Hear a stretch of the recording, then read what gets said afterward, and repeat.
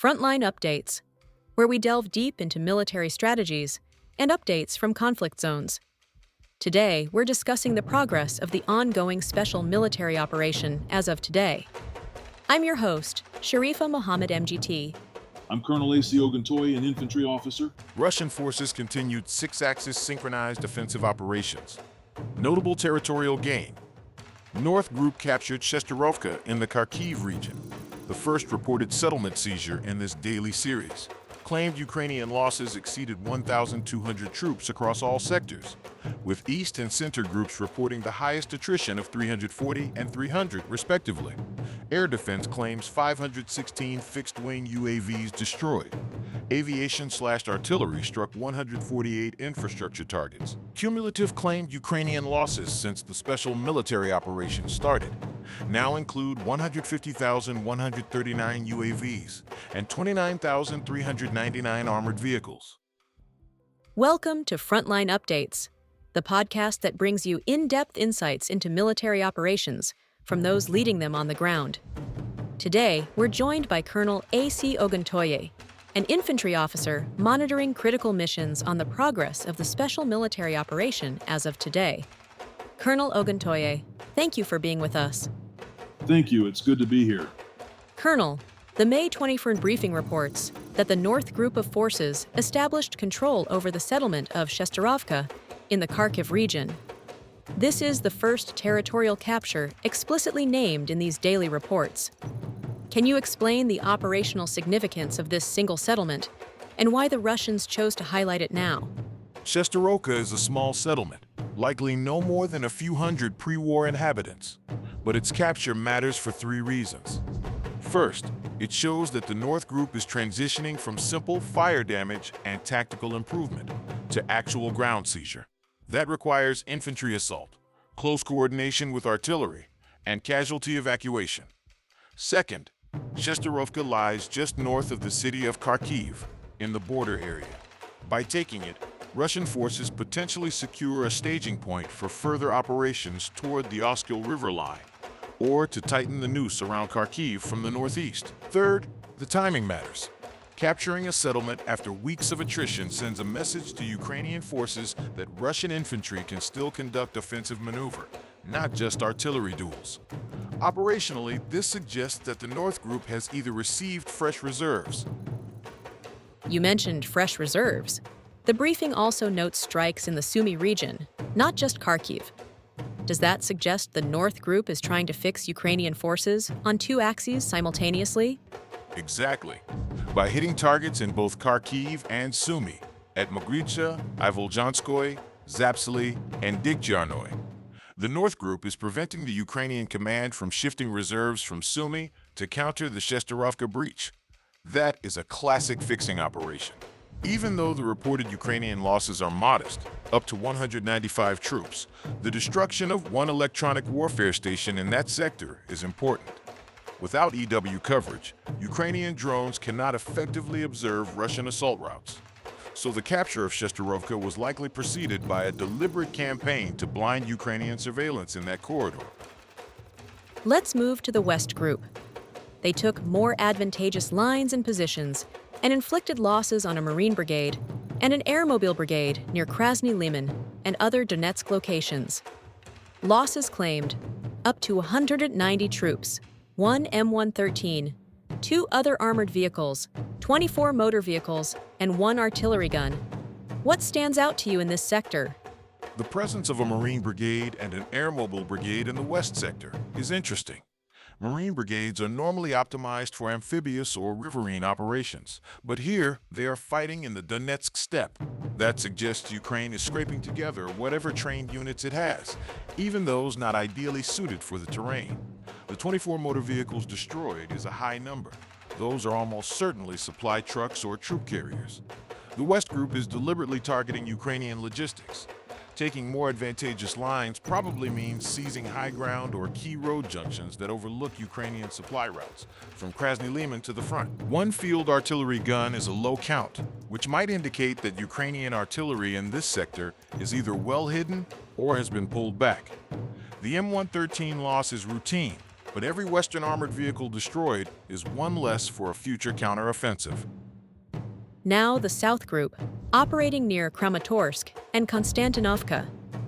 They claimed up to 140 Ukrainian troops lost, plus 4 HMMM UWVs, 19 motor vehicles, 4 artillery guns, and an electronic warfare station. That's a significant amount of equipment for a relatively low troop loss number. What do you make of that ratio? The ratio tells me that the South Group is focusing on equipment destruction rather than mass infantry engagements. 4 artillery guns in one day is a heavy loss for any Ukrainian brigade. Those guns were likely destroyed by counter-battery radar or drone-directed artillery. The 4 HMMWVs, those are widely used as command and reconnaissance vehicles in Ukrainian service. Losing 4 in a day suggests that Russian intelligence is very good at locating Ukrainian command posts or forward observation posts. The 19 motor vehicles are almost certainly logistics trucks, so the South Group appears to be executing a systematic deep-fire campaign against Ukrainian support elements, while avoiding costly frontal assaults on built-up areas like Kramatorsk. That is smart operational art. If you destroy the enemy's ability to supply and command, the infantry will eventually have to withdraw without a direct assault. You mentioned electronic warfare. The South Group also destroyed 1 EW station. How does that fit with the artillery kills? EW stations are used to jam Russian drones and communications. By destroying that station, Russian drones can now operate more freely in that sector, which in turn improves the accuracy of their artillery. It's a virtuous cycle. Kill EW, improve drone reconnaissance, find more Ukrainian artillery, destroy it. The South Group is clearly applying that cycle near Kramatorsk.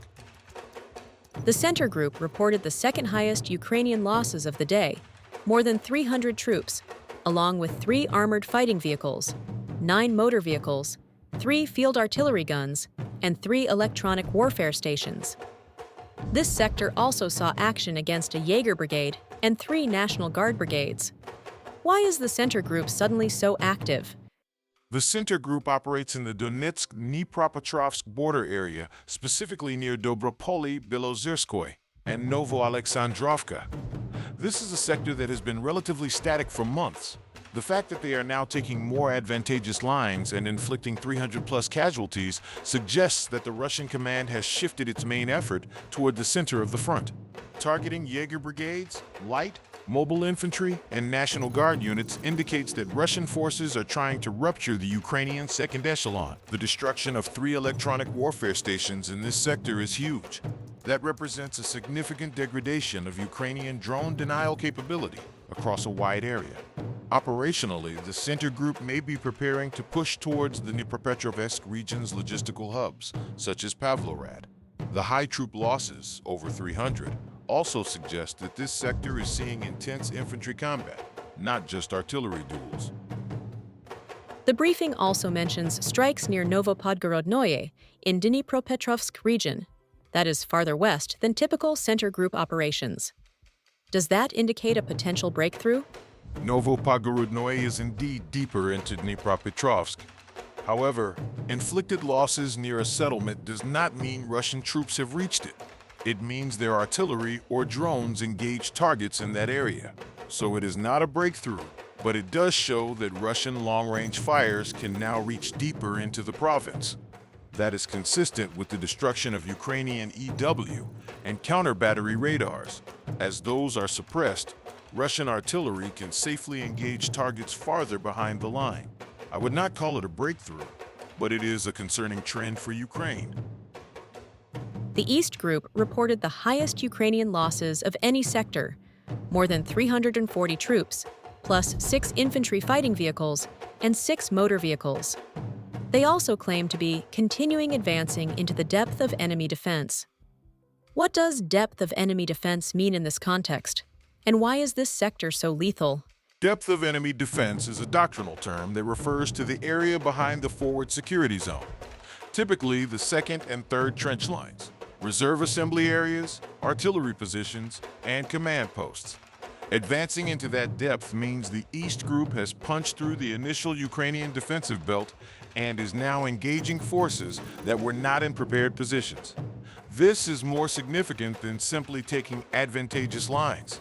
The 340 Ukrainian troop losses are the highest reported, and they are accompanied by 6 infantry fighting vehicles, not just trucks. IFVs are used to shuttle reserves and provide direct fire support. Destroying 6 of them in one day suggests that Russian forces have identified and struck a Ukrainian reserve movement. The 6 motor vehicles are likely supply columns. Operationally, the East Group appears to be executing a deep raid or a limited penetration in the Zaporizhia region.